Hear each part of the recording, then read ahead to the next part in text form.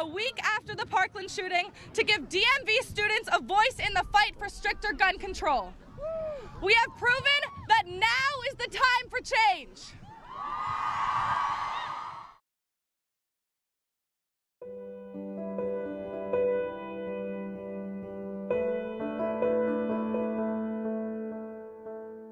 This is Montgomery Blair High School in Silver Spring, Maryland, one of thousands of educational institutions that are fueling youth activism.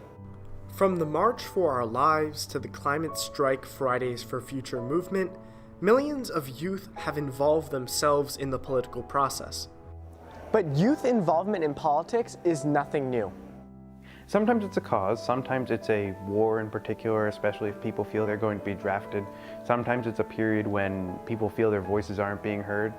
Often at the same time, people participate because they want to play a role. They want that self-identity, that they're an important contributing member of society, that they play a role in government. And so there are periods when young people have found their way into politics, men and women, white and African American, and all different racial populations, because they want to play a role, because it says something to them about their involvement in their citizenship. It's a way of announcing your role in society. If anything, youth engagement has fallen off from its historic highs. In the 1972 election, the first election in which 18 to 20-year-olds were eligible to vote, 55% of youth voters cast ballots. Youth voter turnout has never reached that number again. This status quo is the result of a decades-long crisis in American civics. Schools across America once taught constitutional and civic principles as an educational requirement. But according to an American Progress Center report, only 9 states and the District of Columbia currently require at least 1 year of government classes in high school. The lack of concentrated civic curricula in our schools violates a basic principle of American government, the educated citizen. The founders of American constitutional democracy understood that power and knowledge go together. And if you want to have your little particle of the sovereign power that is citizenship, you need to empower yourself with education. The consequences of a decline in civics classes are harrowing. Let me start with another analogy, which is that when you learn to drive a car, your parents do not simply hand you the keys to a Ferrari. That's a very powerful engine, a very powerful beast. Democracy is like that too. And what having an instruction course and the car manual does for you is give you all the tools that you need to know, even if you haven't put them in action yet, of how things are supposed to work. And that's what civic education does, definitely.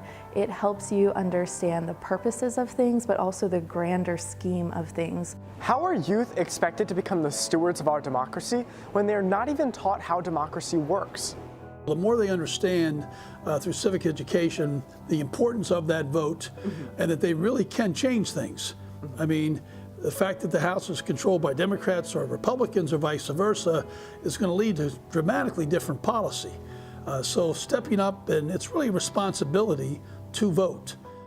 The YMCA has helped meet this need through its youth and government model government programs. For youth in government, we kind of serve as an intermediary. We help schools and teachers provide students with ways to make transformational change in their communities.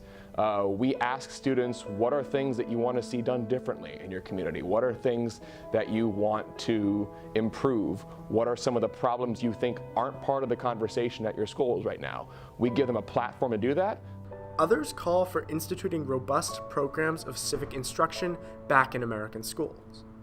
So from my vantage point, the whole purpose of public schooling is civic education. It is to create and to prepare students for their important roles as citizens.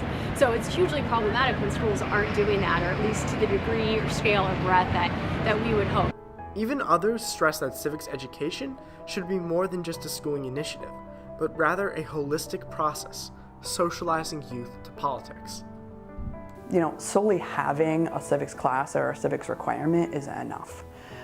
It has to be something that is relevant to young people, where young people have a voice in it, where, you know, we talked about the skills that civic education can manifest, and learning how to have discussions with people who may disagree with you. No matter how civics education is accomplished, however, its benefits are clear. Civics education equitably and universally gives young people the opportunity to learn about how the system works.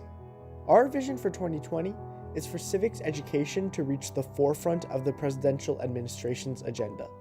We want to encourage millions of formerly disengaged people to vote in 2020 and beyond. When youth are given the opportunity and the skills to become informed voters and engaged citizens, they vote, because democracy must be learned.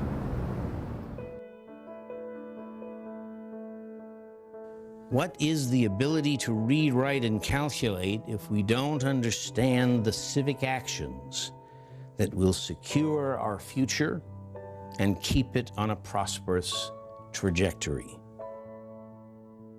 You cannot build the roof before you lay the foundation.